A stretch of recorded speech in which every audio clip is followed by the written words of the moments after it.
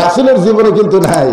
রাসূল বলেছেন এসব নামাজের পরে গাল গল্প বাদ দিয়ে তোমরা ঘুমিয়ে যাও, কারণ তাহাজ্জুদের মহব্বত এবং ফজরের জামাত, ফজরের নামাজ না, ফজরের জামাত। তাহাজ্জুদের মহব্বতের তো কোনো খবরই নাই। আর ফজর বক্তারা যারা আমরা ওয়াজ করি এই শালারা সবচেয়ে খারাপ। এরা ফজরের নামাজ পড়ে ঠিক, কিন্তু জামাতের যায় না। কিন্তু জেলা বক্তারা 5 ওয়াক্ত নামাজ পড়ে, এরা আবার ঠিক আছে। এরা কয় বাবা ঘুম যদি পারি ফজর পড়ে পারবো, তার আগে না। এখন উমর ফারুক বলতেছেন রাখাল এসা থেকে ফজর লম্বা সময়, যদি তোমার চোখে ঘুম ধরে, তুমি তো এসা থেকে ফজর ধরো সামনে, যদি ঘুম ধরে, রাখাল মুসকে মুসকে হাসার কয় ঘুম যদি ধরে মসজিদের মধ্যে ঘুমিয়ে যাব। যেই বলছে মসজিদের মধ্যে ঘুমিয়ে যাবো, ওর ভয় করছে আর রক্তের মতো লাল, টকবক টকবক করতেছে। এই রাখাল, মসজিদের মধ্যে ঘুমানোর হাদিস কোথায় যায়?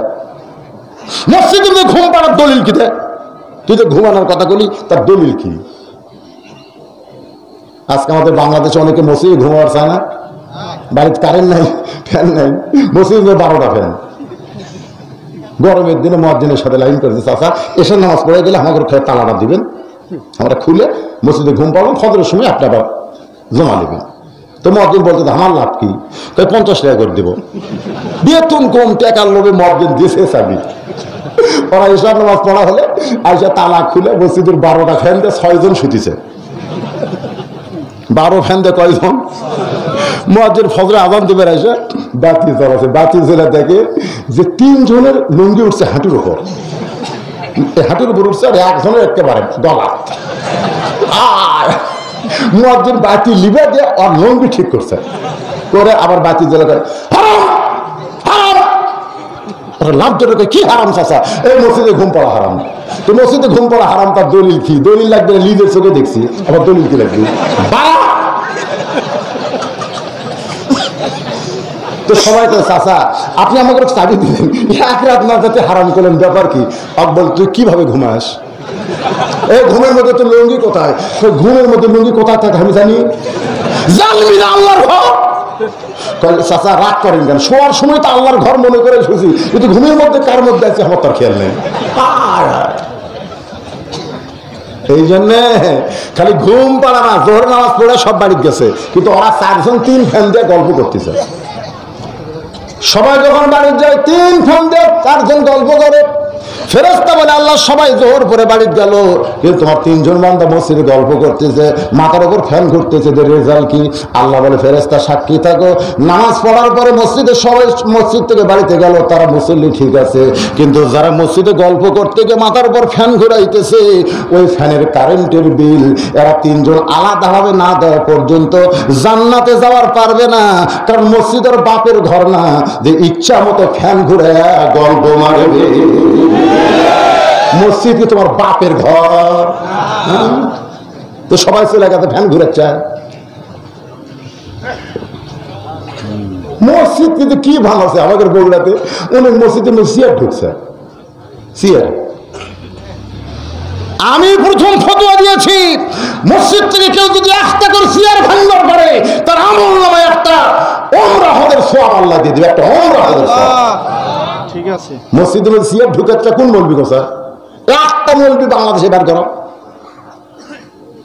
চেয়ারে নামাজ হবে। হ্যাঁ, আমাকে দলিল হলো সৌদি আরব। সৌদি আরব দলিল হচ্ছে আল্লাহর কোরআন। আল্লাহ বলেছে কুম মানে কি? দাও লিল্লাহি কানিতিন। নামাজ পড়া যেরকম ফরজ, নামাজের দাঁড়ানো সেরকম ফরজ। তো যারা দাঁড়াবার পারে না, বসে থেকে নামাজ পড়ে, তাদের জন্য জামাত না, অসুস্থ ব্যক্তির জন্য জামাত নয়। অসুস্থ ব্যক্তি শুয়ে পড়ুক, বসে পড়ুক, দূরে থেকে পড়ুক, যেভাবে পড়ুক বাড়িতে পড়বে, কিন্তু জামাতে না। জামাতে নামাজ পড়তে গেলে জামাতে নামাজ পড়া যেরকম ওয়াজিব, কাতার সোজা করাও সেরকম ওয়াজিব। যেরকম কথা ঠিক, তো কাতার সোজা করবেন কি দিয়ে? পায়ের গোড়ালির সঙ্গে গোড়ালি মিল ধরা রাখবে। তা আপনি চেয়ারে বসছেন, আপনার পাওয়া কাছে কুটি। যারা পড়তেছে আপনাকে সর্বনাশ করতেছে, মানে না চেয়ার ভেঙে ফেলে দেবেন, মানে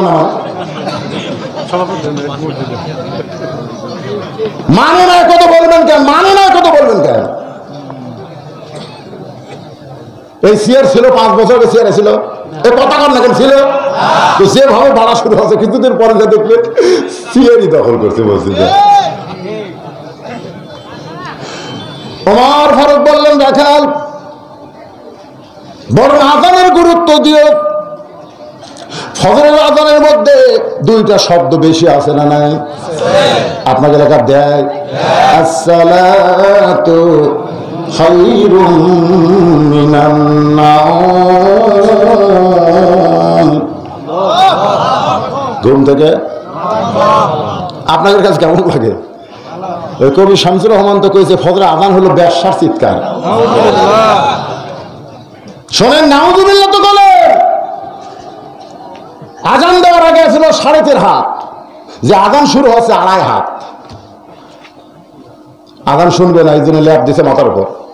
তো মাথার উপর কম্বল ল্যাপ দিলে পাও যে বাড়াবে, তো পাওটা নেয় না বুকের সাথে চাপাত হয়েছে।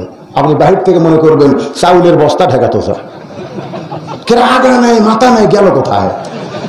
ল্যাপ টানতে দেখেন, দেখেন ল্যাপ টান দিয়ে ওর সাইজ আর সাইড থেকে কুত্তার সাইজ একই সাইজ।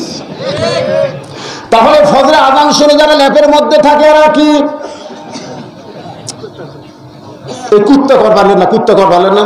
ফজরে আযান শুনে ল্যাপের মধ্যে যারা থাকে এরা কি? আরো জোরে জোরসে বলুন। যারা বলতেছেন না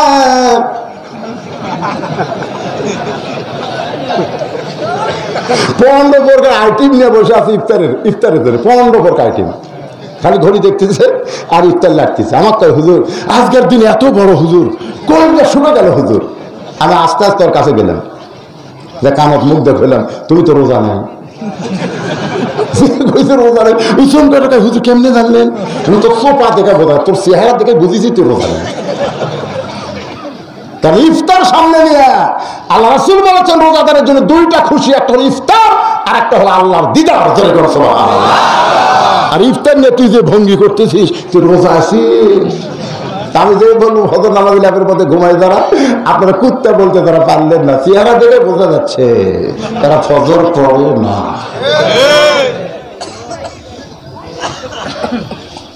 দেখি তো কয়টা বাজলো?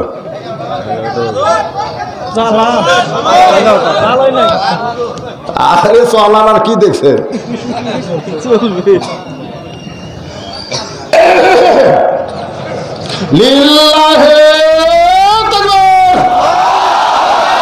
এতদিন রাখাল নামাজ পড়তো বারান্দায়, কিন্তু আজকে নামাজ পড়বে সামনে কাতারে। যেই মাত্র ফজর আযান কানের মধ্যে আইছে, তাই বলে যেন আপনি মনে করেন না যে আযান লাগে মসজিদে ঢুকবেন। রাসূল বলেছেন ইল্লা মুয়াজ্জিন, শুধু মুয়াজ্জিন ছাড়া আযান দেওয়ার আগে কেউ মসজিদে ঢুকতে পারবে না। যদি কেউ ঢোকে তাহলে তার নামাজ হবে, কিন্তু মসজিদে ঢোকার কোনো সওয়াব সেই ব্যক্তি পাবে না। যেটা আমি থামবো, পরকার শব্দ আপনারা পাবেন। হ্যাঁ, আপনি ঢোকেন কিন্তু ঢোকা সওয়াব পাবেন না। আযান দেওয়ার পর থেকে আপনার রেজাল্ট শুরু হবে। ইমাম গাজ্জালী হাদিসের ব্যাখ্যায় বলেছেন আযান দেওয়ার প্রথম 3 মিনিটের মধ্যে যারা মসজিদের মধ্যে ঢুকবে আল্লাহ তাদের আমলনামায় একটা উট কুরবানি সওয়াব দিবে। আযান দেওয়ার 5 মিনিটের মধ্যে যারা মসজিদে ঢুকবে একটা বড় গরু কুরবানি সওয়াব আল্লাহ তার আমলনামায় দিবে। আযান দেওয়ার 10 মিনিটের মধ্যে যারা মসজিদে ঢুকবে একটা ছাগল কিংবা দুম্বা কুরবানি সওয়াব আল্লাহ তার আমলনামায় দিবে।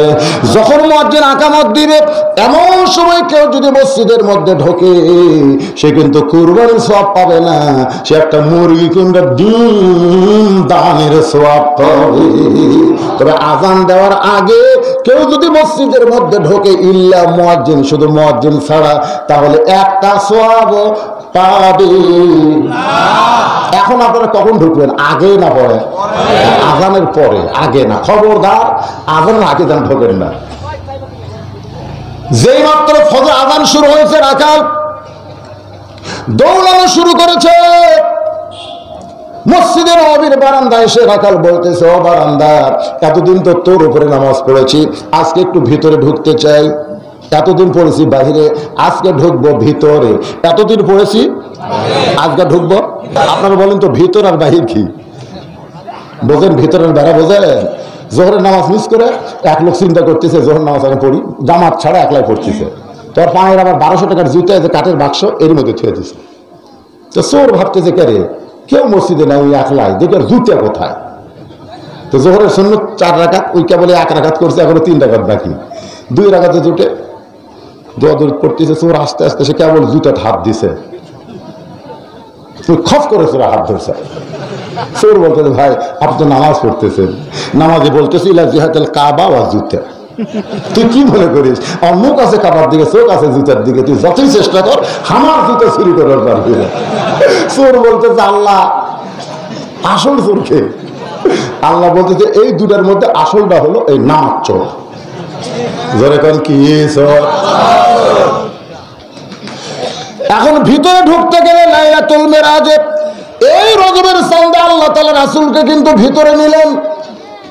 দুনিয়ার প্রকাশ্যে আল্লাহ যাকাত দিলেন, দুনিয়ার প্রকাশ্যে আল্লাহ হজ দিলেন, দুনিয়ার প্রকাশ্যে আল্লাহ রমজানের রোজা দিলেন, কিন্তু নামাজটা প্রকাশ্যে দিলেন না, আল্লাহর আরশের বাড়িতে গিয়ে দিলেন। এই জন্য নামাজ কিন্তু বাহিরের জিনিস, নামাজ হলো ভিতরের জিনিস। কেউ যদি একবার ঢুকতে পারে, এক জাগ পানির মধ্যে 1 মুষ্টি চিনি ঘন্টন দিলে ওই পানির মধ্যে চিনি যেমন বিলীন হইয়া যায়, শত চেষ্টা করলেও যেমন ওই চিনিকে পানি থেকে আলাদা করা যায় না। কেউ যদি নামাজের ভিতরে ঢুকে নামাজ পড়ে, ইন্নাস সালাতা তানহা আনিল ফাহশাই ওয়াল মুনকার, একমাত্র নামাজে পড়ে দুনিয়ার তামাম খারাপি থেকে তাকে বাঁচায়া দিতে। কিন্তু আজকে নামাজ পড়া যারা ঘুষ খায়, নামাজ পড়ে সুদ খায়, নামাজ পড়ে জমির আল ঠেলে, নামাজ পড়ে জমি দেওয়ার সময় ছেলের 20 বিঘা মেয়ের 1 বিঘা দেয়, তারা কিন্তু নামাজের ভিতরে কোনোদিন ঢোকে নাই। আল্লাহ কয় নামাজের জোরে ফায়েশাকা যাবে দূরে, পাক কোরআনে রয়েছে ঘোষণা।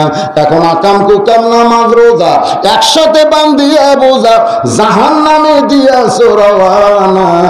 আজও কেন আল্লাহর নামাজের ভিতরে ঢুকতে পারলা না? রাখাল বলতেছে এতদিন বারান্দাত পড়ছি, দরকার কোথায়? আজকে পড়বো ভিতরে।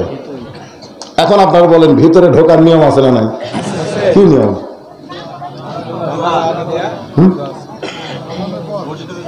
না, ভিতরে ঢোকার নিয়ম কি? কোন পাও? আওয়ামী লীগ, বিএনপি, জামাত, পীরমুরিদি, সেরে দ্বারা এত দল, ভিতরে ঢুকতে সবাই এক দল। এর তাকে আল্লাহ কি দেখতেছি? হ্যাঁ দেখ দেখ, ভিতরে ঢুকে 3 জন মিলে কাতার সোজা করতেছে। ডান পাশে আওয়ামী লীগ, বাম পাশে বিএনপি, মাঝখানে জামাত। জামাত ইসলাম 4 আঙ্গুল পিছনে আছে, আওয়ামী লীগ পিছনে হাত দিয়ে ঠেলতেছে। জামাতকে ঠেলিস কে ভাই? লাইন তাই পিছনে থাকিস কে? লাইন তাই আমরা 2 ভাই পায়ের গোড়ালির সঙ্গে গোড়ালি মিল করে কাতার সোজা করবার চাই। তাকে আল্লাহ কি করতেছে? 14 দল 20 দল ভিতরে যে এক কাতার করতেছে। আল্লাহ তাই ঠিকই দেয়। যেদিন বাংলার মুসলমান ভিতরে ঢুকবে সেদিন বাংলাদেশে কোনো দল থাকবে না, সব মুসলমান এক দল হয়ে যাবে। কার ভিতরে? মসজিদের ভিতরে না। ওয়াইযা তুলিয়াত আলাইহিম আয়াতুহু যাদাতুহুম ঈমানা। সুবহানাল্লাহ। রাখাল ভিতরে ঢুকতেছে, ডান পায়ে জবান খুলে একটা দোয়া পড়তেছে, আল্লাহুম্মা আফতাহলি আবওয়াবা রাহমাতিক। এই দোয়াটা পড়ে ডান পায়ে রাখাল ভিতরে ঢুকে সামনের দিকে যখন যাবার চায়, প্রত্যেকটা সাহাবী নড়ে সরে রাখালকে যাওয়ার রাস্তা করে দেয়। সুবহানাল্লাহ। রাখালকে কেড়ে বাইরে থেকে মনে করছিলাম এরা দামি দামি সাহাবী, কিন্তু ভিতরে ঢুকে দেখতেছি হামুজা এরাও তাই। সুবহানাল্লাহ না কেন? এটা ভিতরে ঢুকলে বোঝা যাবে। সারাদিন ভিক্ষা করে 2 কেজি চাল নিয়ে আসে বইয়ের কাছে। বউ কাউকে মানুষ ভিক্ষা দেয় না, ফকিরকে কুত থেকে দেয়, খালি করোনার দোহাই। তো বউ বলতেছে শোনেন একটা কাম করেন, এলে বাইরে ভিক্ষা না করে আপনি ভিতরে যান। স্বামী কয় কোথায় ভিতরে যাবো? কয় বাদশার সামনের দরবারে যান। একবার ভিতরে যা বাদশার কাছে যদি কানবার পারেন সেই রকম করে কানবেন, বাদশাহ সামনে এমন ভিক্ষা দেওয়া দিবে 2 বছর আপনার ভিক্ষা করা লাগবে। তো বইয়ের বুদ্ধি শুনে ফকির বাদশাহ সামনের দরবারে গেছে, যাই দেখে বিশাল একটা দরজা, দারোয়ান লাঠি নিয়ে খাড়া আছে। ফকির কয় এত দরজা ভিক্ষা করলাম, এরকম লাঠিওয়ালা মানুষ তো দেখিনি। আপনারা বলেন তো সাধারণ দরজার বাসার সাধারণ দরজা কি এক? ফকির যেই মাত্র দরজার দিকে যাওয়ার চাই দারোয়ান লাঠি তুলছে, কি এদিকে কি লেখা আছে দেখ। সাধারণ জনগণের প্রবেশ নিষেধ, উজির নাজির মন্ত্রী যারা এই দরজাটা ভিতরে ঢুকবে তারা তুই কে রে? ফকির বলতে থাক বউ কর, এই কিসের বউ রে? বাসটার যদি চাস যা। ফকির গায় বউ একটা কথা করলো, প্রধানমন্ত্রী এটা না শুনে বাড়িতে গেলে তো অশান্তি শুরু হবে। এখন কি করা লাগবে? আল্লাহর কোরআন বলে উদউ ইলা সাবিলি রাব্বিকা বিল হিকমা। রে ফকির সরাসরি পারবি না, একটু হিকমত অবলম্বন কর।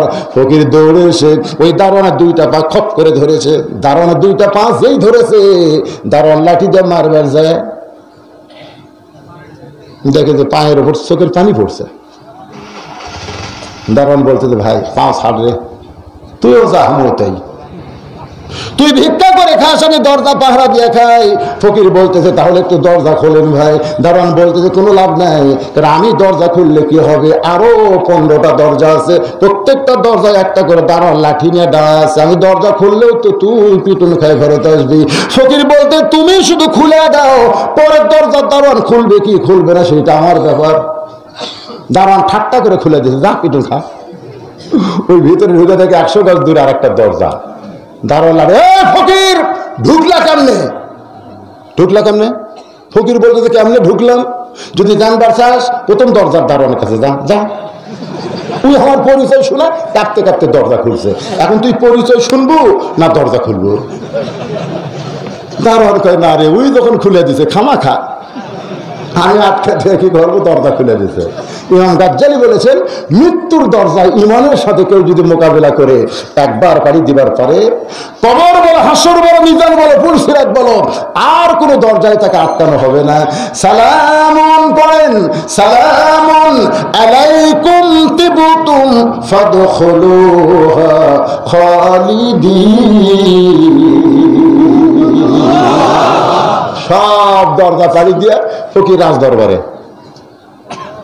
রাজদরবারে প্রধানমন্ত্রী ফকিরের চেহারা দেখে চিন্তা করতেছে, এত দরজা পাড়ি দিয়ে যখন ভিতরে ঢুকলো, এক ফকির মনে করা পাপ হবে, হয়তো বাদশার সাজার নিকটতম কেউ হতে পারে। কাছে যা বলতেছে, বাবা ও বাবা আপনি রাজদরবারে কি চান? বলে বাদশার সাজান কোথায়?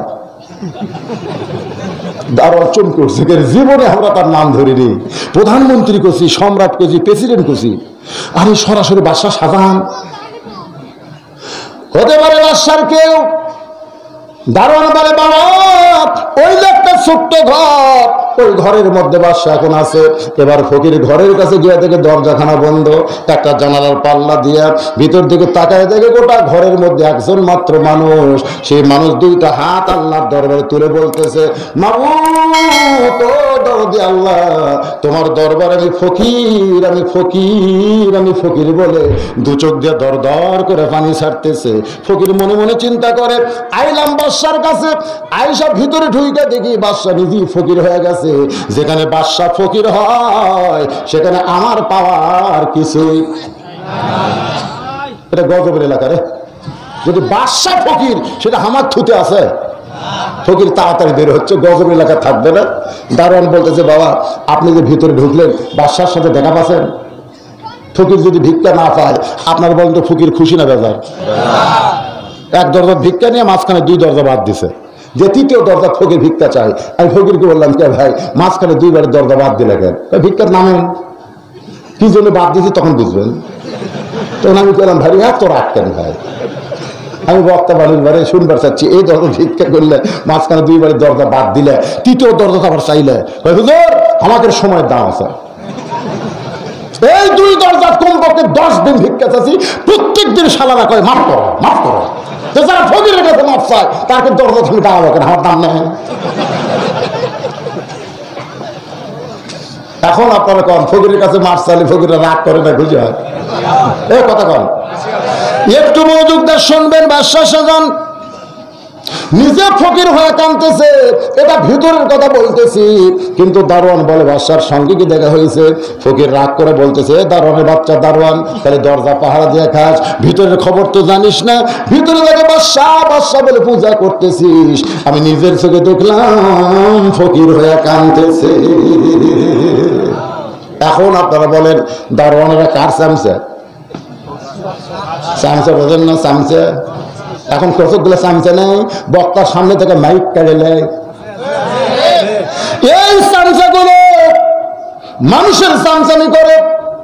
এই দারোয়ান হলো মানুষের চামচা, যার কারণে আরো দরজার দারোয়ান ডাকতেছে আয় আয়। দারোয়ান গুলো বলে কেন? বলে ভিতরে মৌলবাদী ঢুকছে, ভিতরে জঙ্গি ঢুকছে, সাইজ করা লাগবে। সমস্ত দারোয়ান একত্র হয়ে ফকিরকে কিল মারে, লাত্তি মারে, ঘুষি মারে। ফকির চিল্লে বলে যতই মার মারিস না কেন, নিজের চোখে দেখা জিনিস মিথ্যা বলা যাবে না।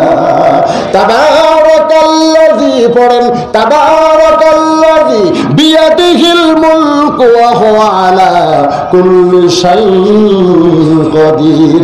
নিজের চোখে দেখা জিনিস কোন মানুষ বাদশা হতে পারে না, বাদশা হলেন আমার স্বয়ং আল্লাহ। আপনারা নিজের চোখে দেখছেন নাকি? দেখেন না তো, কোন শুনলেন? এই তিনটা কি রে? কি দোষ এর না তো? এরা তিনজন যে এখান থেকে উঠে গেল, যে একজন বসে আছে, গালে হাত একজন আছে। আপনার বলেন তো এই দুটা উঠলো না, ওই তিনটা উঠলো কেন? হ্যাঁ বোঝা লাগবে। বাবা আনন্দে মাতিয়া সাগরে ভাসাইয়া সেই যে চইলা যায়, খবর লয় না। মাজন ধরিয়ার উদরে কত কষ্ট করে, 10 মাস পরে পায় প্রসবের বেদনা। এমন দরদি ভাবে কেউ হবে না আমার মা, মা গো।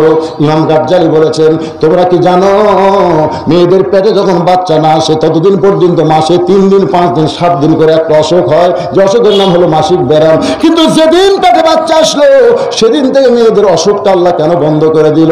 এ কারণে বন্ধ করে দেয়, পেটে বাচ্চা থাকা অবস্থায় মায়ের ইবাদতের যেন কোনো কমতি না হয়। কারণ মায়ের ইবাদতের সাথে আল্লাহ পেটের বাচ্চারও সম্পর্ক করে দেয়। মা যখন রুকুর থেকে সেজদার যায়, পেটের বাচ্চা কিন্তু দোনো খায়। তো ফেরেশতাকে আল্লাহ তোমার বান্দি সেজদা করতে যায়, পেটের বাচ্চা কি চাপ খালো? আল্লাহকে সাক্ষী থাক, মা শুধু একা নামাজ পড়তেছে না, পেটের বাচ্চাকেও নামাজি বানায় দিচ্ছে। এক ছেলে আমাকে হুজুর 11 মাস আমার খিদা নেই, কিন্তু রোজার মাসে এত খিদা লাগে কেন? খালি খিদা লাগে হুজুর। আমি বললাম তোর মা দেখো যা, তোকে আর মা কেমন বলেই দেখ না কেন? ওই মায়ের কাছে বলতে কেন 11 মাস আমার খিদা কম, কিন্তু রোজার মাসে খিদা কেন? আর মা বলতে তোর দাদি সর্বনাশ করছে। তুই যখন হাত পেরোতে আসলি তখন আমার জোর করে রোজা ভাঙ্গাছে, যে তুই পেটের মধ্যে শুকে যাবো, এই জন্য আমার জোর করে খিলেছে। রোজার মাসে আমিও খাচ্ছি, তুইও খাচ্ছি, একটা অভ্যাস হয়ে গেছে। আজকে যে ছেলেরা 3 জন এখান থেকে উঠে গেল, এদের কারণ হলো ওরা যখন মায়ের পেটে ছিল তখন মা ওর পেটের গোটা পাড়া ঘুরিছে, পেটের মধ্যে ওর ঘরণী বেড়ান আছে, ওরা কোনো জায়গায় বেশিক্ষণ থাকতে পারবে না। একজন খ্রিস্টান নেপোলিয়ন বলেছে, তোমরা একটা ভালো যদি মা চাও, ভালো যদি একটা সন্তান চাও, একটা ভালো মায়ের দরকার। আজকে আমাদের মায়েরা ভালো আছে? ভালো আছে? আশ্বিন মাসের 13 তারিখে পদ্মা নদীর চরে আমার ওয়াজ, পদ্মার চরে। আমাকে বলতে যে এটা কিন্তু গোটাই পদ্মা নদী ছিল, কিন্তু আমি চর পড়ে গেছে। তাই আমি বললাম ভাই চর পড়ার কারণ কি? ফারাক্কা, ওই ফারাক্কা এই পদ্মা মেরে দিছে। আমার মুখটা বেদার দেখে একজন বলে হুজুর পদ্মা মরে গেছে দেখে আপনার মন খারাপ? কিন্তু নারে পাগল, ফারাক্কার জন্য আমি চিন্তা করতেছি না, আমি চিন্তা করতেছি স্টার জলসা জি বাংলা। এই ভারত ফারাক্কা দিয়ে যেমন পর্দা নষ্ট করছে, এই স্টার জলসা জি বাংলা দিয়ে আমাকে মালিকের 12টা বাজা দিছে। এই ভারত ফিলফিল দিয়ে আমাদের যুবকগুলোকে নষ্ট করে ফেলছে। এই ভারত এখন আবার দিছে ইন্ডিয়ান হারবাল খা, তারপরে দিছে করোনার টিকা ঢুকে। কি ওয়াজ করি ভাই? যাচ্ছে রে, ঘুরে যাচ্ছে রে, আসছে নাকি? একটা আমার আসলো,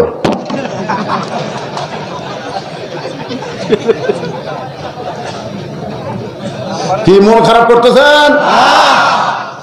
ওয়াইযা তুলিয়াত আলাইহিম আয়াতুহু যাদাতুহুম ঈমানা ওয়া আলা রাব্বিহিম ইয়াতাওয়াক্কালুন। রাখাল যাইতে যাইতে একেবারে সামনে কাতারে, মেহরাবের পিছনে যে সামনে কাতার, ওই কাতারে রাখাল দাঁড়ায় ফজরের 2 রাকাত সুন্নত নামাজ আদায় করেছে। 2 রাকাত সুন্নত নামাজ পড়ে রাখাল টপ করে বসে গেছে। বাজান কিছুক্ষণ পরে জামাত শুরু হবে, আর জামাত শুরু হলে যেই মানুষটা ইমামতি করবে ওই মানুষটা দেখার জন্য রাখাল সারা জীবন অপেক্ষায় আছে। রাখাল চুপটি করে বসে আছে। ইতিমধ্যে একজন সাহাবী মসজিদের মধ্যে ঢুকে থেকে জায়গা নেই। মসজিদের মধ্যে ঢুকে থেকে জায়গা কি দখল? আপনারা বলেন তো, মসজিদের মধ্যে ঢুকে থেকে জায়গা দখল। এই সাহাবীর নাম ওসমান গনি। আল্লাহর নবী বলেছেন আবু বকর যখন ইমামতি করবে, আবু বকর বরাবর পিছনে যে সাহাবী দাঁড়াবে তার নাম হলো উমর। উমর যখন ইমামতি করবে, উমর বরাবর পিছনে যে সাহাবী দাঁড়াবে তার নাম হলো ওসমান। ওসমান যখন ইমামতি করবে, ওসমান বরাবর পিছনে যে সাহাবী দাঁড়াবে তার নাম হলো আলী। আলী যখন ইমামতি করবে, আলী বরাবর পিছনে। এই কথা বলে নবী চুপ হয়ে গেলেন। সাহাবীরা বলে, ইয়া রাসূলুল্লাহ, হযরত আলী যখন ইমামতি করবে, আলী বরাবর পিছনে কে দাঁড়াবে? রাসূল বললেন, মা ইয়ানতিকু আনিল হাওয়া ইন হুয়া ইল্লা ওয়াহয়ুহা। আমি নবী ততক্ষণ পর্যন্ত বলতে পারবো না যতক্ষণ পর্যন্ত আল্লাহ না বলাবে। এ পর্যন্ত বলারই দাব পাইছি, এই পর্যন্তই হলো খোলাফায়ে রাশেদা। তাহলে হযরত উমর যখন ইমামতি করবে, আপনারা বলেন তো উমর বরাবর পিছনে কে দাঁড়াবে?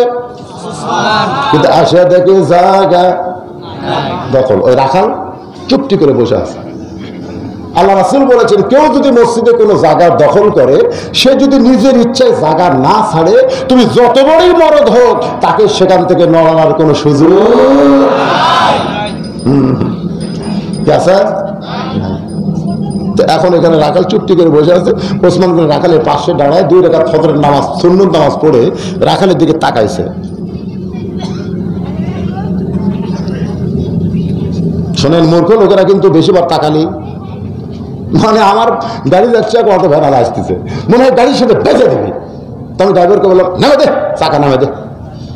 যে চাকা নামাছে, অটো ভ্যানালা গাড়ি থামাতে, আমার ড্রাইভার একটু তাকাছে করে, মানে একটু রাগ করে তাকাছে। ওই ভ্যানাতে ড্রাইভার তাকালু করে, তাকালু করে। আমি ড্রাইভার করে মাফসা মাফসা, এর গ্রুপ বড়, একটা থামিছে, আরো 4 কিন্তু কীর্তি বলছি, হুজুর খালি তাকাছে, তাকাস করে, আর তাকানোরও টাইম নাই। তো ওসমান গনি রাখালের দেখালি, মানে কোনোদিনও দেখেনি, তো আজ প্রথম দেখতেছে, বুঝছেন না? রাখাল চিল্লায় বলছে, এই আমার মধ্যে তুমি কি দেখতেছ? কারণ যারা রাখাল হয়, শোনেন, এই জন্য আল্লাহ রাসূল বলেছেন প্রত্যেকটা বাড়ির অভিভাবককে রাখালের দায়িত্ব দিয়ে দুনিয়াতে পাঠানো হয়েছে। প্রত্যেকটা অভিভাবককে রাখালের দায়িত্ব দিয়েছে আল্লাহ। এখন হয়তো বলবেন, হুজুর আমার তো গরু ছাগল নাই, উট দুম্বার নাই, আমি কার রাখালি করবো? আপনি চোখ বন্ধ করে দেখেন, আপনার বাড়ির 2টা আছে, একটার বয়স হলো 22, একটার বয়স হলো 17। না, চোখ বন্ধ করে দেখেন, 22 বছরের একটা ছেলে আছে, 17 বছরের একটা মেয়ে আছে। আমি চোখ বন্ধ করে দেখেন তো আপনার ছেলে কোন পজিশনে আছে, চোখ বন্ধ করে দেখেন মেয়েটা কোন পজিশনে আছে। আপনার ছেলে এখন কি করতেছে দেখবেন না? দেখবেন না? সকালে ছেলে বাড়ির থেকে বের হয়ে যাচ্ছে, আপনি দেখবেন না? ছেলের দিকে তাকাবেন না? ছেলে এমন একটা ফুল প্যান্ট পরছে, সামনের টেবিল এরকম টোপলার মতন দেখা যাচ্ছে, আর পায়ের টাকনুর তলে ফুল প্যান্ট চলে গেছে, স্কিন প্যান্ট। আপনি ডাকেন, বাবা। ও শোনেন, এই কোরআন শরীফের মধ্যে একটা সূরা আছে, নাম হল লোকমান। যেরকম কি লোকমান কিন্তু কোন নবী নয়, কোন রাসূল নয়, কিন্তু তারপরেও তার নামে সূরা আল্লাহ কোরআনে কেন দিলেন? কারণ লোকমান আলাইহিস সালাম তার সন্তানকে সুন্দর নসিহত করেছিলেন। এই নসিহতটা আল্লাহর এত ভালো লাগছে, উম্মতে মুহাম্মাদের জন্য লোকমান নামক একটা সূরা নাযিল করেছে। তাহলে নিজের সন্তানকে ভালো নসিহত করার দরকার আছে না নাই? আপনি বললেন, বাবা তুমি যে যাচ্ছে, কতক্ষণের জন্য যাচ্ছে? তোকে চাপবো, আমি তো যাচ্ছি সকালবেলা, সন্ধ্যায় আসবো। তা আপনি বলেন যে সন্ধ্যার সময় যদি আসো, তাহলে এই ফুল প্যান্ট পরে তুমি পেশাব করবে কেমনে? বলেন। তুমি ছেলে বলতেছে, আব্বা এইরকম প্রশ্ন তো আপনি কোনোদিন করেন না। আমি তো রাখাল হয়েছি বাবা, রাখাল রে একটু তোকে আব্বা এটা করে তো বসা যায় না, খাড়া হয়ে করা লাগবে। আপনি তখন বলেন দাঁড়ায় পেশাব করা এটা কি মানুষের চরিত্র না জানোয়ারের? দাঁড়ায় পেশাব করলে পেশাব কিন্তু নিংড়ে না। আপনি পেশাব যখনই বন্ধ হয়ে গেল সেল লাগালো, সেল লাগানোর পরে টপ টপ টপ টপ করে পেশাব দিয়ে নিচে যে জাঙ্গা আছে এই জাঙ্গা গেল ভিজে। ছোটবেলায় কিন্তু যখন আমি 5 মাসের বাচ্চা ছিলাম পেশাব করার সাথে মা কয়েকের ছেলে কান দেখে খালা বলতে যে পেশাব করছে, যায় দেখ পেশাব করছে। কারণ পেশাব করা মাত্র পেয়া করে ওঠে, যায় পেশাবের কাপড় টান দিয়ে ভিজে কাপড় টান দিয়ে ওই জায়গায় একটা শুকনা কাপড় দেয়, কারণ জানে মা পেশাবের উপর থাকলে পেশাবের কামড়ি ধরবে, এই জন্য সন্তানকে তাড়াতাড়ি মুছে ওই একটা শুকনা কাপড় দেয়। তা আপনি যে 22 বছর ছেলে পেশাব করলো, পেশাব করে টপ টপ করে পড়ে যে জাঙ্গা ভিজে গেল, ওটা কে টান দিবি? কথা কন না কেন, কে টান দিবি? পেশাব করছে 10টায়, ওই বিকাল 5টা পর্যন্ত আরো 2 বার করছে, তাহলে আরো 2 বার পড়ে কি হলো? এই জাঙ্গা ভিজে গেল, আপনার ছেলে নাফাক হলো, আপনার ছেলে নামাজ পড়তে পারলো না, পায়ের টাকনোর তলে কাপড় পরার কারণে আপনার ছেলেটা নষ্ট হয়ে গেল, আপনি ছেলের উপর রাখালি করতে পারলেন না। তাকায় দেখেন আল্লাহ নবী কি করেছে, ঘরের মধ্যে ঢুকে দেখে 9 বছরের ফাতেমা হাতের মধ্যে 2টা চুড়ি দিয়ে মুসকি মুসকি হাসতেছে। দেখেন নবী আমার কেমন রাখাল ছিলেন। ঘর থেকে নবী বাইরে গেলেন, ফাতেমা চিন্তায় পড়ে গেল যে বাবা ঘরের মধ্যে ঢুকে আমাকে মা বলে আদর করে, আজকে সেই বাবা ঘর থেকে কেন বার হইয়া যায়? ফাতেমা পিছনে পিছনে এসে দেখে নবী ঘরের বারান্দায় ছোট বাচ্চার মতন কাঁদতেছে। ফাতেমার সামনে গিয়ে বলে বাবা কি দুঃখ আপনার মনে, এমন করে কেন কাঁদতেছেন? রাসূল বলে ফাতেমা যে দুনিয়াতে সাজবে না আল্লাহ তার আখিরাতের সাজ কমায় দিবে। সঙ্গে সঙ্গে ফাতেমা 9 বছরের মেয়ে হাতের দিকে চুরি খুলে মাটি ফাইলা দিলেন। নবী দৌড়ে গিয়া ওই 2টা চুরি করে জামার পকেটের মধ্যে ঢুকাইলেন। ফাতেমা বলে বাবা যেই চুরি হাতে দেওয়ার কারণে আপনি ঘরের মধ্যে ঢুকলেন না, বারান্দায় দাঁড়িয়ে দাঁড়িয়ে কাঁদলেন, সেই চুরি ফাইলা দিলাম, আপনি কুড়ে কেন জামার পকেটের মধ্যে ঢুকাইলেন? রাসূল বলে ফাতেমা এই 2টা চুরি আমি যত্ন করে রাখবো না, শুধু চুরি নয় তোর নাকে ফুল পরায় দিব, তোর কানে দুল পরায় দিব, তোর গলায় মালা পরায় দিব। ফাতেমা কান্দে বলে কবে বাবা কবে? আল্লাহর নবী বললেন যেদিন তোমার বিবাহ হবে। রাসূল বুঝাই দিলেন মেয়েরা তোমরা যদি শাস্তি চাও কেবলমাত্র এক ব্যক্তির জন্য শাস্তি পারবে, সেই ব্যক্তি হলো তোমাদের স্বামী। স্বামী ছাড়া পৃথিবীর অন্য কোনো পুরুষের জন্য নারীদের সাজা জায়েজ নাই।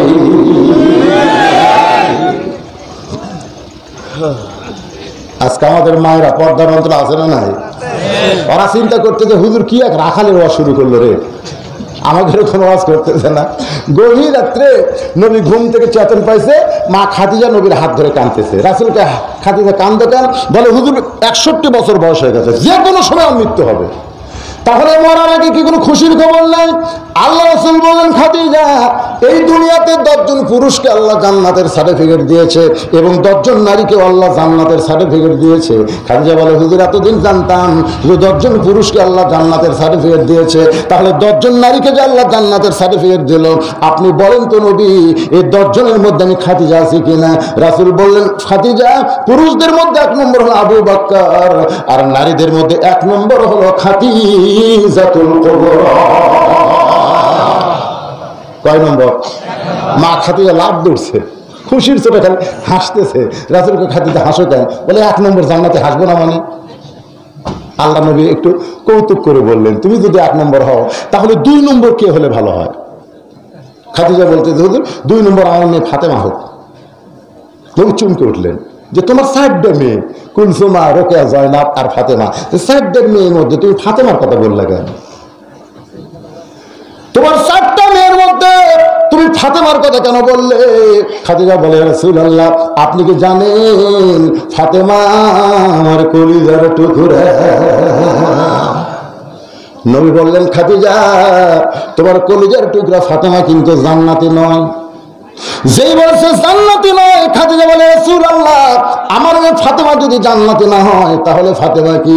রাসূল বললেন জান্নাতি নারীদের নেত্রী। আপনারা তো সুবহানাল্লাহ করেন, কিন্তু খাদিজা সুবহানাল্লাহ টপ করে বসে রাসূলকে বলতে যে ঘোষণা পাল্টান, ঘোষণা পাল্টান, 1 নম্বর জান্নাত আপনি ফাতেমাকে দেন আর খাতুনের জান্নাত আমাকে দেন। জান্নাতের একজন নেত্রী আমি খাদিজা হওয়ার চাই, আর ফাতেমা 1 নম্বর জান্নাতি হোক। আল্লাহ নবী বললেন আমি দিব করতে, এটা আল্লাহ দিছে। তো খাদিজা বলতেছে হামাক বাদ দেয়া সর্বোত্তম ঈমান গ্রহণ করছি, সর্বোত্তম আপনাকে নবী বলে স্বীকার করছি, আমার যত সম্পদ সব আল্লাহ দিছি। এরপর আল্লাহ আমাক বাদ দিয়ে ফাতেমাকে খাতুনে জান্নাত ডিগ্রি কেন দিল না বলা পর্যন্ত আমি খাদিজা উঠবো না। একবারে নবীর হাত ধরে বলতেছে যতক্ষণ না বলবেন ততক্ষণ আমি খাদিজা উঠবো না। কোন আমলের কারণে? খাদিজারে বাদ দিয়ে ফাতেমাকে আল্লাহ খাতুনে জান্নাত ডিগ্রি দিল। যতক্ষণ না বলবেন ততক্ষণ আমি খাদিজা উঠবো, আর ওমর কেন উঠবো? নবী চাপে ধরছে, যতক্ষণ নবী না বলবে খাদিজা উঠবে না। এখন আমি যতক্ষণ আপনাকে না বলবো আপনারা কারা কারা উঠবেন? কারা কারা উঠবেন না? আল্লাহকে একটু হাত দেখান।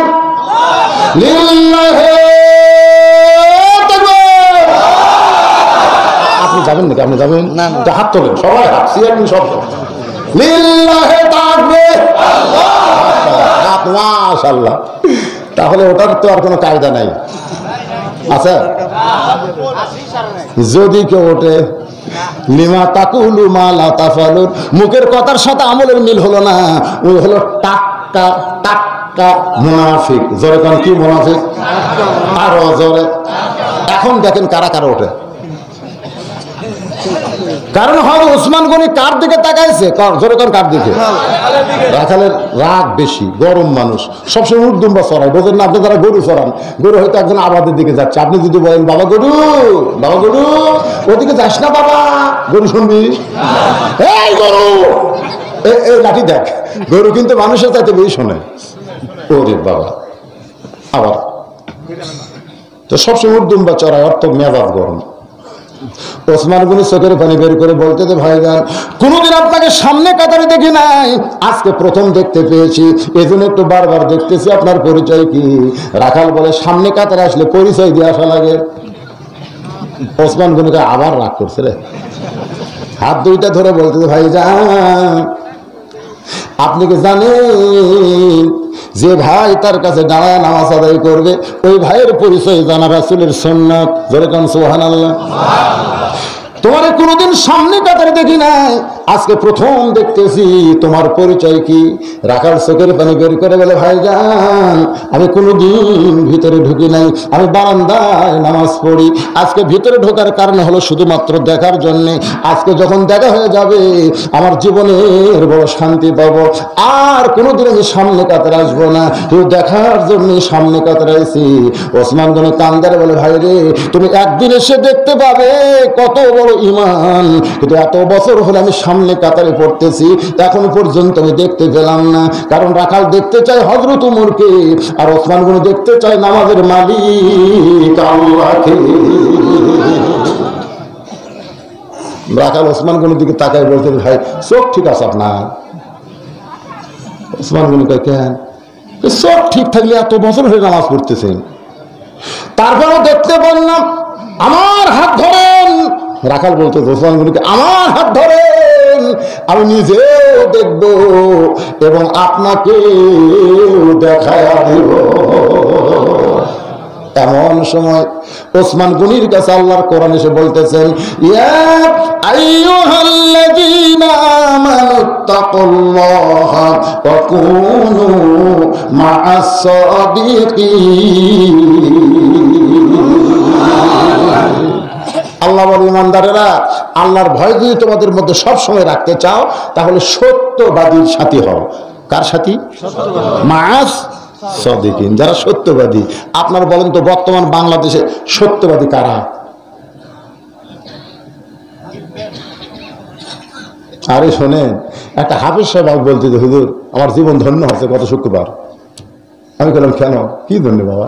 এমপি সাহেব আমার পিছনে নামাজ পড়ছে হুজুর। এমপি সাহেব আমার পিছনে খাড়া হল। আমি সামনে দিয়ে বললাম আল্লাহ রে, একটা লোক করলো না যে এমপি সাহেব সামনে যান, একটা লোক করলো। সব আমাকে বললো হুজুর আপনি সামনে যান। আমি সামনে যাই, চিন্তা করলাম এমপি রে ভিতরে ঢুকে দেখ তা আসল নেতা কে। আমি কান ধরে কিছুক্ষণ থাকলাম, এগুলো হাত তুলে নামাচ্ছি না। এমপি হওয়ার সাথে হাত তুললাম, এটা হলো স্যারেন্ডার। আমি চিন্তা করলাম এমপির পেটের সাইজটা কিরকম, তাকে দিকে হুজুর বুকেছি পেট এইভাবে এরকম আছে। আমি চিন্তা করলাম তো দেওয়ানবাগের ছোট ভাই রে, এই এমপি কাছে রুকুর মধ্যে আমি সাইজ করবো সেরকম। কার মধ্যে? কারণ যাদের ভুঁড়ি বড় হয় রুকুতে গেলে তারা বড় কষ্ট হয়।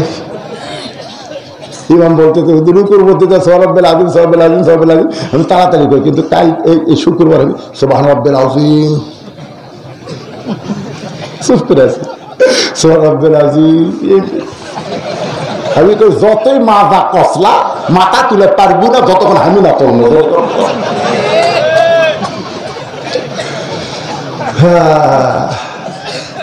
মা সদিকিন বুঝতে পারেননি, অ্যাঙ্গেলে ডোজ দিয়ে দিলেন। এবার ওসমান গনি রাখালের হাত ধরে চুপটি করে বসে আস। কিছুক্ষণ পর মুয়াজ্জিন আকামত দিছে। যখন কে আকামত দিছে, মুয়াজ্জিন যখন আকামত শুরু করেছে তেমন সময় হযরত ওমর মিহরাবের মধ্যে ঢুকতেছে। আপনারা বলবেন হুজুর ওমর যে মিহরাবের মধ্যে ঢুকলো কোন দিক দিয়ে?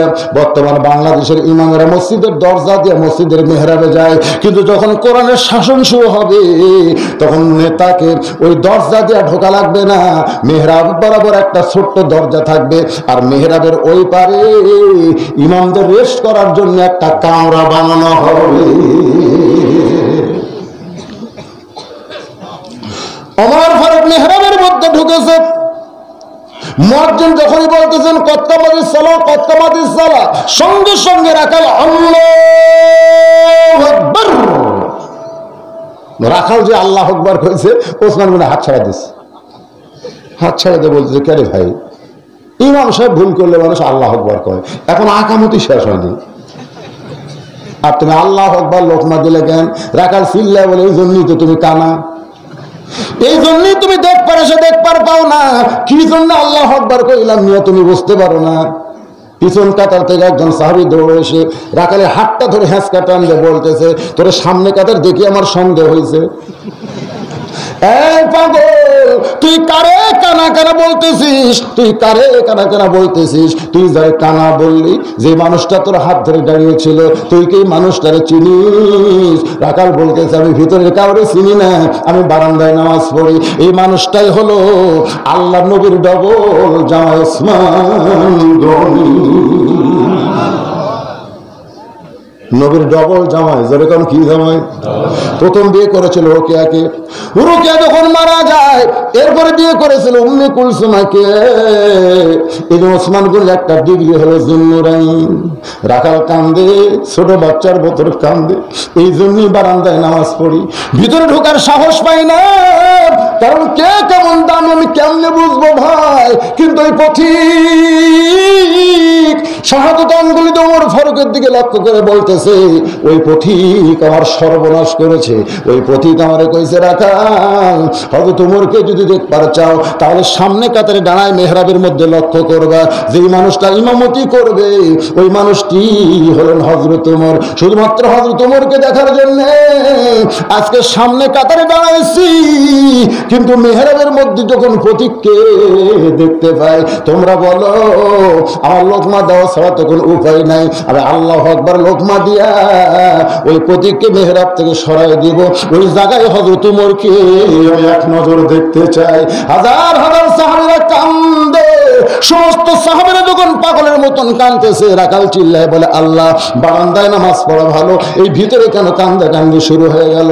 ওসমান গনি বলে রাখাল ভাই, ভিতরের মুসল্লি কান্দার কারণ হলো তুমি যাকে পথিক পথিক বলতেছো তিনি হলেন হযরত ওমর। যে করেছে তিনি হলেন হযরত ওমর। গাছের গোড়া কাটলে গাছটা যেমন ঠাস করে পড়ে যায়, রাখাল তেমনি পড়ে গেলেন মেহরাবের ভিতরে।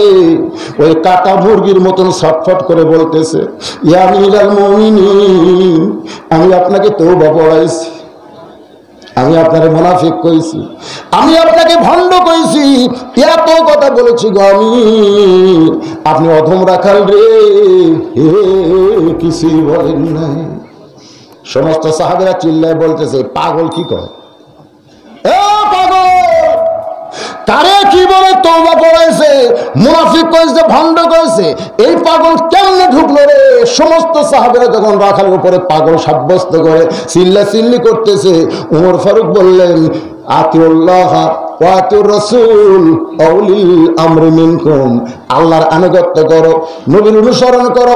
আমি যদি তোমাদের ইমাম হই, আমি যদি তোমাদের আমির হই, তাহলে আমাকে তোমরা মানবে না? বলে অবশ্যই মানবো।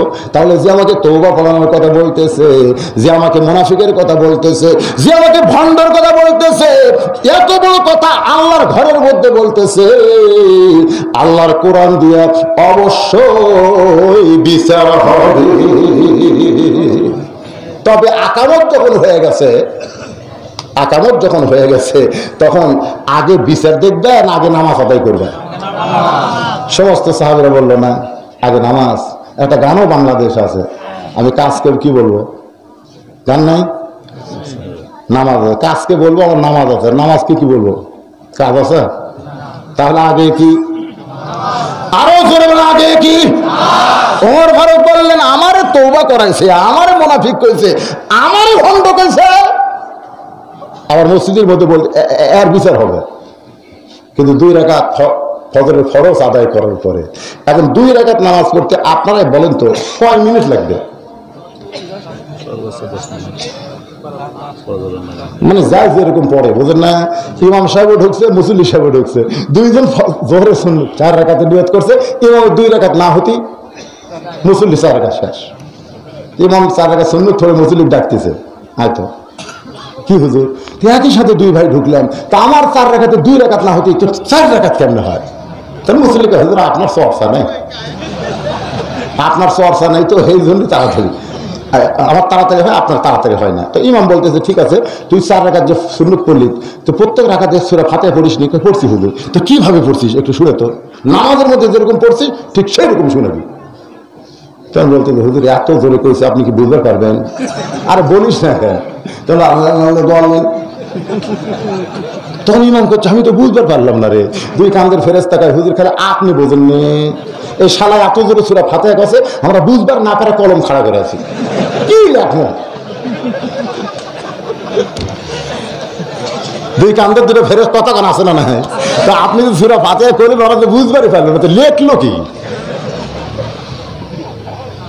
এই জন্য আল্লাহ বলেছে ফাওয়াইলুল কতক্ষণ ফাওয়াইলুল মুসাল্লিন। হ্যাঁ, এখন হযরত ওমরের ফজরের ইমামতি কয় মিনিট লাগবে? একজন ভাই 10 মিনিট, কেউ 5 মিনিট, কেউ কি ধান্দা করতেছেন আপনারাই ভালো জানেন। সর্বসাকুল্যে বলেন তো কয় মিনিট?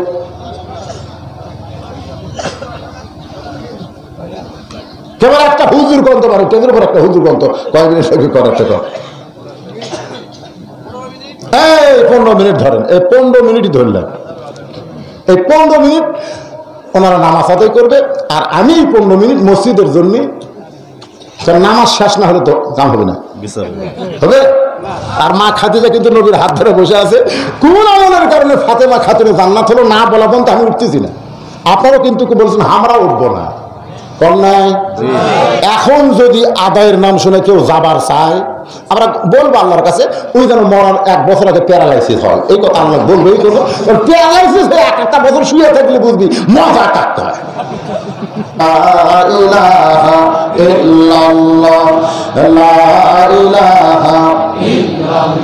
পাহাড় পর্বত নদ নদী এ নাম গাহে নিরবধি, পাহাড় পর্বত নদ নদী এ নাম গাহে নিরবধি, আমার আল্লাহ নামের এতই মধু, আল্লাহ নামের এতই জাদু লুকিয়ে রাখছেন হে আল্লাহ, জোরে লা ইলাহা ইল্লাল্লাহ, লা ইলাহা ইল্লাল্লাহ, লা ইলাহা ইল্লাল্লাহ মুহাম্মাদুর রাসূলুল্লাহ। আল্লাহ এগুলো আর এখন বলেন, একবার মনে রাখতে বলেন, প্রিন্স 5000 টাকা দান করছে, আল্লাহ কবুল করেন। আল্লাহ নবী ডাকতে বলেন, খাদিজা, এ মায়েরা যারা পর্দার অন্তর আছেন একটু মনোযোগ দিয়ে শোনেন। রাসূল বলেন, খাদিজা কোন আমলের কারণে ফাতেমাকে আল্লাহ খাতুনে জান্নাত ডিগ্রি দিল, এটা যদি জানতে চান তাহলে আমার দুইটা প্রশ্নের উত্তর দেওয়া লাগবে। যেরকম প্রশ্ন কয়টা? কে উত্তর দিবে? খাদিজাকে রাসূল বলতেছেন চিন্তা ভাবনা করে দুইটা প্রশ্নের উত্তর দাও, তাহলেই বুঝতে পারবে কোন আমলের কারণে আল্লাহ ফাতেমাকে খাতুনে জান্নাত ডিগ্রি দিয়েছে। এক নম্বর প্রশ্ন হলো, খাদিজা হিসাব করে দেখেন তো কত বছর বয়সে আপনি ঈমান গ্রহণ করেছেন? খাদিজা বললেন, রাসূলুল্লাহ 55 বছর বয়সে ঈমান গ্রহণ করেছি। আল্লাহ নবী বলেন, খাদিজা তাহলে ঈমান গ্রহণ করার আগে আপনি কি ছিলেন? খাদিজা বলে, হুজুর ঈমান গ্রহণ করার আগে আমি কাফের ছিলাম। আল্লাহ রাসূল বলে, খাদিজা তাহলে আপনার হায়াতের জীবনে 55 বছর আপনি কুফুরে হালে কাটাইছেন। এখন বলেন তো আপনার পেটের মেয়ে ফাতেমা কত বছর কুফুরে হালে কাটাইছে? খাদিজা চিৎকার দিয়ে বলে, জান্নাতি জান্নাতি, আমার ফাতেমা জন্মসূত্রে জান্নাতি হয়ে জন্মেছে। রাসূল বলে, খাদিজা এক নম্বরে কে জিতলো? আপনি 55 বছরের কাফেরের জীবন পাচ্ছেন, আর আপনার ফাতেমা জন্মসূত্রে জান্নাতি হয়ে জন্মেছে। ও খাদিজা, 2 নম্বর প্রশ্ন হলো, আপনি বলেন তো আপনার মুখের সাইজ কেমন, আপনার দাঁতের সাইজ কেমন, আপনার গায়ের রং কেমন, আপনি কত লম্বা হয়েছেন, আপনি কেমন ফর্সা হয়েছেন, এটা দুনিয়ার কত পুরুষ বলতে পারবে? ও খাদিজা, দুনিয়ার কত পুরুষ বলতে পারবে আপনার মুখের সাইজ কেমন, গায়ের রং কেমন? খাদিজা কান্দার বলে, নবী গো 40 বছর বয়স আপনাকে যখন স্বামী বলে স্বীকার করলাম, ওই সময় মক্কার সবচাইতে ধনবতী থাকার কারণ হলো আমার অনেকগুলো ব্যবসা ছিল, এই ব্যবসাগুলো আমি নিজে পরিচালনা করতাম, আমার অনেক পুরুষ কর্মচারী ছিল, অনেক খরিদ্দার ছিল, এদের সঙ্গে কথাবার্তা লেনদেন করতে গিয়ে আমার মুখের সাইজ অনেক পুরুষ বলতে পারে, আমার দাঁতের সাইজ কথা বলতে গিয়ে যারা দেখেছে তারা দাঁতের সাইজও বলতে পারে, আমার গায়ের রং বলতে পারে, আমার চোখের সাইজ বলতে পারে। রাসূল বলে, খাদিজা তাহলে দুনিয়ার বহু পুরুষ মানুষ আপনাকে চিনে, আপনাকে জানে, কিন্তু এখন আপনি বলেন তো আপনার পেটের মেয়ে ফাতেমার মুখের সাইজ কেমন, দাঁতের সাইজ কেমন, গায়ের রং কেমন, এটা দুনিয়ার কত পুরুষ বলতে পারে? সঙ্গে সঙ্গে খাদিজা দাঁড়ায় বলে, নবী গো এই কথাটি কেমন করে বলতেছেন? যেদিন ফাতেমা জন্ম নিয়েছে আমি নিজের চোখে দেখেছি, ফাতেমা জন্ম নেওয়ার সময় পর্দার ভিতরে জন্ম নিয়েছে। কারণ কোন সন্তান কেমন এটা মা বলতে পারে কি পারে না? আল্লাহ নবী বলেন, খাদিজা আপনি শুধু জন্ম পর্দার মধ্যে নিয়েছে বলতে পারলেন, কিন্তু আপনি কি জানেন আপনার ফাতেমা পর্দার ভিতরে মৃত্যুবরণ করবে। এশার নামাজের পরে হযরত আলী ঘরের মধ্যে ঢুকছে। প্রত্যেকটা স্বামী কিন্তু এশার নামাজের পরে ঘরের মধ্যে ঢোকে না, জোরে করে ঢোকে না, ঘরে ঢুকে দেখে সুন্দর করে ঘর সাজায় রাখছে, সুন্দর করে হাসান হোসেনকে সাজায় দিছে। মা ফাতেমাও কিন্তু সুন্দরী। রাসূল বলেছেন, রে দুনিয়ার মানুষেরা জানো আমার ফাতেমাকে আল্লাহ এত সুন্দরী করে বানাইছে, জান্নাতের মধ্যে ফাতেমা যখন যাবে জান্নাতের হুর পর্যন্ত লজ্জা পড়ে যাবে। রাসূল বলেছেন আমার ফাতেমার চেহারা আল্লাহ এত সুন্দরী করেছে, সুবহানাল্লাহ। সেই সুন্দরী আবার সুন্দরী সাজা গুজা বসে আছে ঘরের মধ্যে। ঢুকি তো হযরত আলী একেবারে আলহামদুলিল্লাহ, ঘর সুন্দর, বিছনাবাড়ি গরিব বিছনাও কিন্তু সুন্দর থাকে, যাই হোক একটু সাইজ আছে। হাসান হোসেনকে সাজা দিয়েছে, নিজের সাজা গুজা। আলী যখন আল্লাহর প্রশংসা করে, এমন সময় ফাতেমা 2টা সন্তানকে বুকের মধ্যে নিয়ে বলে, হাসান হোসাইন তোমরা 2 ভাই একটু অন্য ঘরে যাও, তোমার বাবার সঙ্গে আমার গোপন কিছু গল্প আছে। যেই বলছে তোমার বাবার সঙ্গে গোপন কিছু গল্প আছে, হাসান হোসেন মুচকি হাসিতে 2 ভাই যখন অন্য ঘরে যায়, এমন সময় ফাতেমা আস্তে করে ঘরের দরজা বন্ধ করে দেয়। যেই মাত্র দরজা বন্ধ করেছে হযরত আলী মাথার টুপি খুলে 2 কান হাত বাড়ায় ডাকতেছে, ফাতেমা 6টা মাস হলো নবী দুনিয়া থেকে চলে গেছে, এরপর থেকে আমি তোমার কোনো ভালোবাসা কোনো মহব্বত পাইনি, সব সময় শুধু বাবার জন্য নবীর জন্য তুমি কেঁদেছো। আজকে হাসান হোসেনকে বের করে দিয়ে দরজা যখন বন্ধ করেছো, আমার কলিজার মধ্যে বড় তৃষ্ণা গো, আসো আমার বুকের ভিতরে। স্বামী যখন ফাতেমার ডাকতেছে, এক দৌড়ে স্বামীর বুকে ঢুকে চোখের পানি বের করে বলে, স্বামী গো আর কোনোদিন ঘর সাজাবার পারবো না, আর কোনোদিন হাসান হোসেনকে সাজাই দিবার পারবো না, আর কোনোদিন সাইদা গইদা আপনার সামনে দাঁড়াবো, সেই সময় আমার হবে না। কারণ আজকে গভীর রাত্রে ফাতেমার মৃত্যু হবে। যেই মাত্র কইছে গভীর রাত্রে ফাতেমার মৃত্যু হবে, ঠাস করে হযরত আলী ঘরের মাঝে যখন পড়ে যায়, মা ফাতেমা আস্তে করে স্বামীর মাথাটা উড়াতে নিয়ে কপালে একটা চুমে দিলে, স্বামী গো এমন করে আপনি কেন কাঁদতেছেন? আমি পর্দানিশী, সারা জীবন পর্দার মধ্যে ছিলাম। আল্লাহর কাছে বলেছে, আল্লাহ ফাতেমার মৃত্যুটা পর্দার মধ্যে দিও। আল্লাহ আমার দোয়া কবুল করেছে। আজকে গভীর রাত্রে ফাতেমার মৃত্যু হবে। আপনি এত দুর্বল হলে তো চলবে না, কারণ দুনিয়ার জীবনে কিছুই চাইনি গো স্বামী। চাইলে আপনি কষ্ট পাবেন, আপনি পাবেন কষ্ট, এই জন্য চাইনি। রাসূল বলেছেন, ফাতেমা আমার আলীকে যেন কষ্ট দিস না। আমি বলেছিলাম, বাবা কি বলে কষ্ট দিব? রাসূল বলেন, ফাতেমা তুই তো জানিস না, আমি কিন্তু দুনিয়ার ধনী ধনী যুবকের সঙ্গে তোকে বিয়ে দেওয়ার চিন্তা করেছিলাম, কিন্তু স্বয়ং আল্লাহ ঘটকালি করে ওই গরিব আলীর সঙ্গে তোমার বিবাহ হয়েছে। ফাতেমা আল্লাহর পরে কাউকে যদি সিজদা দেওয়ার হুকুম থাকতো, তাহলে আমি নবী বলতাম আলীর পায়ে সিজদা করো। হাদিস দ্বারা নবী বুঝাইলেন, মেয়ে মানুষের কাছে আল্লাহর চাই পরে সব চাইতে দিন জানি, তিনি হলেন তার স্বামী। রাসূল বলেছেন, আমার আলীকে কষ্ট দিস না। ফাতেমা বলে, স্বামী গো কোনোদিন কোনো কিছু চাই আপনাকে কষ্ট দেই নাই, কিন্তু আজকে মরার পরে আমার তিনটা চাওয়া কিন্তু আপনাকে পুরো করতে হবে। এক নম্বর চাওয়া হলো, আমি মরে যাওয়ার পর এই রাতের অন্ধকারে আমাকে দাফন করবেন। আমি রাতের অন্ধকারে পর্দায় মরে যাব, আর দিনের আলোতে আমাকে যখন দাফন করবেন আমার পর্দার খেলাফ হয়ে যাবে স্বামী। আমার দুই নম্বর চাহিদা হলো, আমার কোনো জানাজার ব্যবস্থা করবেন না, আমার কোনো জানাজার ব্যবস্থা করবেন না। আলী কান্দার বলে, ফাতেমা তোমার এক নম্বর না হয় মানলাম, দুই নম্বর মানা যাবে না।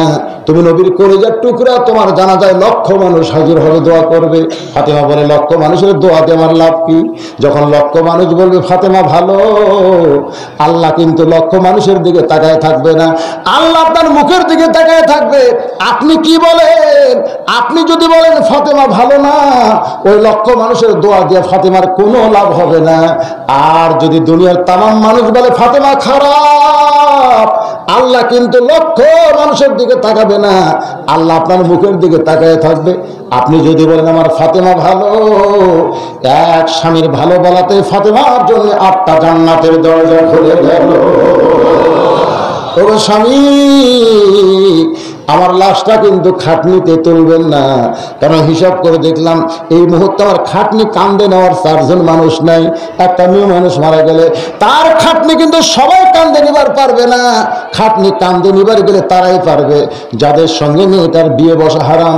ও গো স্বামী, আমার বাবা যদি দুনিয়াতে জীবিত থাকতো, মরা মেয়ের লাশের খাটনি কান্দে নিবার পারতো, কিন্তু আল্লাহ নবী দুনিয়াতে নাই। আমার হাসান হোসেন একজনের বয়স হলো মাত্র 4.5 বছর, আর একজনের বয়স হলো মাত্র 6 বছর। তবে স্বামী, আমার হাসান হোসেন মায়ের খাটনি নিবারও পারবে না, তাহলে কে নিবে খাটনি? আমি হিসাব করে দেখলাম কোনো খাটনির দরকার নাই। আমার লাশটা কান্দে করে নিয়ে ওই জান্নাতুল বাকির পূর্ব কোনায় দাফন করবেন। দুনিয়ার কোনো মানুষ যেন কবরের খবর না জানে। যদি কবর খুঁড়তে পারেন ভালো, না পারলে এমন একজনকে বলবেন সে যেন গোপনে কবর খনন করে দেয়, কবরের খবর যেন কেউ না জানে। বাজান গহতালি ওই ফাতেমার লাশটা নিয়ে জান্নাতুল বাকির পূর্ব কোনায় কবরে দাফন করার পর আসমানের দিকে তাকায় বলে, মাবুদ আমার ফাতেমার প্রতি তুমি রাজি হয়ে যাও, আমার ফাতেমার প্রতি তুমি রাজি হয়ে যাও। আমি স্বামী রাজি হয়ে তোমার কাছে বললাম। এই কথা বলে হযরত আলী যেই মাত্র তাকাইছে, তাকায় দেখে সামনে 4-5টা পুরাতন কবর দেখতে পায়। এই মাত্র ফাতেমার কবর দেওয়া হলো, সেই কবরটা গেল কোন জায়গায়? চিৎকার দিয়ে বলে, আলী আল্লাহ, আমার ফাতেমার কবর কোন জায়গায়? গায়ের থেকে কে যেন বলে, আলী রে, ফাতেমা পর্দানিশী, ফাতেমার কবরকে আমি আল্লাহ পর্দা করে দিয়েছি। রাসূল বলে, খাদিজা শুধু পর্দানিশী হওয়ার কারণে আল্লাহ তাআলা আপনাকে বাদ দিয়ে আপনার মেয়ে ফাতেমাকে খাতুনে জান্নাত ডিগ্রি দিয়েছে। আমি মায়েদের জন্য বলবো, মা নামাজ যদি আপনি কম পড়েন অসুবিধা নাই, রোজা যদি আপনি কম পড়েন অসুবিধা নাই, হয়তো আল্লাহ আপনাকে মাফ করে দিবে। কিন্তু মা গো মা, পর্দা যদি না করেন আপনার একটা ইবাদত আল্লাহ কবুল করবে না। করোনা ফি বুয়ুতিকুন্না ওয়ালা তাবাররাজনা তাবাররুজাল জাহিলিয়াতিল উলা। ফজরের নামাজ শেষ, সুবহানাল্লাহ কোন দুই ওয়াক্ত নামাজের সালাম ফিরে নবী সাহাবীর দিকে মুখ ঘুরায়। একটা হলো ফজর আর একটা হলো আসর। জোরে করে একটার নাম কি? কারণ কি, ফজরের পরে সূর্য উদয় হওয়ার আগ পর্যন্ত কোনো নামাজ পড়া যাবে না, সুন্নত নফল কোনো নামাজ পড়া যাবে না।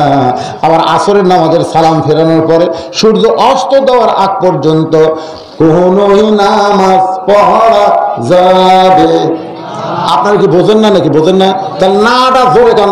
আর যদি মনে করেন হুজুর সারা রাত কেউ আসনে চুক্তি নিছি, তা আমারও কি সারা রাত চুক্তি আছে? আপনারা আদায় হয়ে গেছে, সব হয়ে গেছে, এখন এখন উৎপাদ ধরবেন, হ্যাঁ মোনাজাত শুরু করবেন। এই যে আমার ভাই বলতেছে 25 তারিখ হচ্ছে, দাওয়াত দিয়েছে 24 তারিখ, আর মোনাজাত করতেছেন 25 তারিখে, তো একটা অন্যায় করতেছেন না। আসলে আপনাকে এলাকাতে করে দিয়ে আসি নেই, মানে ডাবা শ্রোতা এমন ডাবা যে 12টা পার হয়ে গেল, ওর সাথে না আমার জাতের মুসলমান। আসলে কলজা ভরে গেছে। একসঙ্গে মনে হচ্ছিল মাইকের সাউন্ড ঠিক মতো ক্লিয়ার হচ্ছে না, হয়তো রাগ করে আপনার উঠে যাবেন। তো তারপরে মাশাআল্লাহ এখন তো বোঝা যায় কি যায় না। ফজরের নামাজ শেষ, আমার ফারুক দাঁড়িয়ে গেলেন, আল্লাহর কোরআন থেকে তেলাওয়াত করলেন, ইন্নাল্লাহা ইয়া'মুরুকুম আন তু'আদ্দুল আমানাতি ইলা আহলিহা ওয়া ইযা হাকামতুম বাইনান নাস আন তাহকুমু বিল আদল। কি নিজে বিচার করবে? আজকে আমাদের বাংলাদেশের বিচার কিরকম?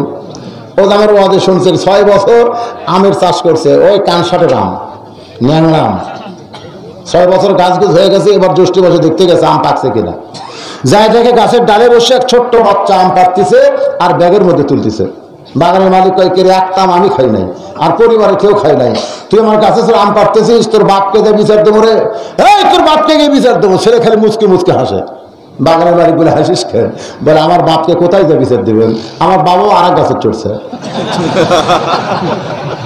তাকে দেখে ওর বাপ কালে আম পাড়ার বস্তা ভরায়, গাছের ডালে নিতে বসে বলে, আল্লাহ বিচার দেবো কার কাছে রে? এটা কোন দেশ রে? বিচার দেবো কার কাছে? বেটা সর বাপো। আমাদের বাংলাদেশের বিচারের খবর কি? হ্যাঁ রে, প্রধান বিচারপতি ভারত বিদেশে যায় ভুল বকে, জোরে কোন কথা ঠিক কিনা? আমাকে ঠিক মতো বিচার করবো দেয়নি, দেয়নি। হ্যাঁ বেটা চোর, শালা বাপও চোর রে, বিচার করবি কে? শোনেন, মানুষের আইনের বিচার হলে ওরকমই হবে, কিন্তু আল্লাহর আইন শুনবেন না? মনোবাদ করে দেবো তো হা করেন না কেন? আমার ফারুক তাকে দেখে রাখার কোন বিচার করা রাখবে না, বিবেকের বিচারে রাখাল দংশন হয়েছে। ওই 2 রাকাত নামাজের মধ্যে সবাই নামাজে ছিল, কিন্তু রাখাল কিন্তু নামাজের মধ্যে ছিল না। খালি একটাই চিন্তা করেছে, যে মানুষকে দেখার জন্যে সারা জীবন ধরে সাধনা করেছি, আমি সেই মানুষকে তওবা পড়াইছি, আমি সেই মানুষকে মুনাফিক কইছি, আমি সেই মানুষকে ভণ্ড কইছি, আমার কি হবে? আমার কি হবে? এই চিন্তা তো আমি করি না। আমার চিন্তা হলো, যেই মহামানবকে দেখার জন্য আমি এত লালায়িত ছিলাম, আজকে সেই মহামানবটাকে আমি এত কিছু কইছি। ওমর ফারুক তাকায় দেখে সমস্ত সাহাবীরা ওমরের দিকে তাকায় আছে, সুবহানাল্লাহ। আর রাখাল চোখ বন্ধ করে ছোট বাচ্চার মতন কাঁদতেছে। এই দেখেন এই ছোট ছোট বাচ্চারা এতে গল্প কিন্তু ওদের সুন্দরটাই শুরু হচ্ছে। এরা কি মালু হবে বাবা রে। ওমর ফারুক মেহরাব থেকে এসে দেখেন বিচারটা দেখেন, এক টানে রাখালকে তুলে বুকের সঙ্গে বুক লাগায়া কপালে একটা চুমা খা। হাজার হাজার সাহাবীরা বলে আমিরাল মুমিনিন, যে রাখাল বলতেছে আমি তওবা পড়াইছি, আমি মুনাফিক কইছি, ভণ্ড কইছি। আমরা মনে করেছিলাম কঠিন বিচার হবে, কিন্তু কোনো বিচার না করে তাকে বুকের মধ্যে নিয়ে কপালে চুমা দেন। ওমর ফারুক বলে সাহাবীরা রে, রাখালের এত কথা হজম করার পিছনে একটাই কারণ ছিল, আমি রাখালকে দেখিনি, রাখালের ভিতরে আল্লাহর কোরআন দেখেছি। আজকে যারা এখানে বসে আছেন ভাই, এই কোরআন শুধু শোনার জন্য, ওয়াজ শোনার জন্য আল্লাহ নাজিল করে নাই, এই কোরআন অনুযায়ী বাস্তব জীবন আমাদের গড়তে হবে। আল্লাহ বলেছেন ওয়াইজা তুলিয়াত আলাইহিম আয়াতুহু যাদাতুহুম ঈমানা ওয়া আলা রাব্বিহিম ইয়াতাওয়াক্কালুন। কোরআনের তেলাওয়াত মানে কোরআন পড়া না, কোরআন মোতাবেক নিজের জীবন পরিচালনা করা। আজকে যারা কষ্ট করে মেহনত করে কোরআনের মাহফিল আয়োজন করেছে, আর যারা শোনার জন্য এসে ঘন্টার পর ঘন্টা বসে থাকলেন, আপনারা বলেন তো শুধু কোরআন শুনবো না বাস্তবে বাংলার জমিনে আল্লাহর কোরআনকে আমরা দেখব? দেখবেন? দেখবেন? চেষ্টা আছে? আল্লাহ কবুল করুন।